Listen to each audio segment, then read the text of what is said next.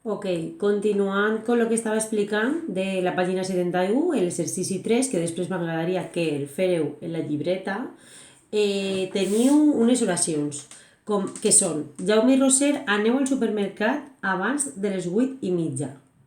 Què modo és?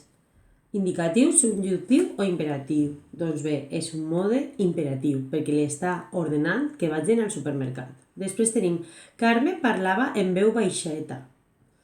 Val, doncs Carmen parlava en veu baixeta, com és normal, mode indicatiu, normal. No t'està donant ni un ordre ni t'està donant un desig. Després tenim: si tinguérem sort guanyaríem el partit.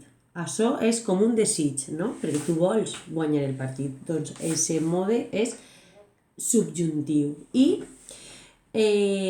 tant de bo fora dissabte. També és un desig, aleshores és del mode subjuntiu. Ahí teniu l'explicació i els resultats de l'exercici 3 de la pàgina 71.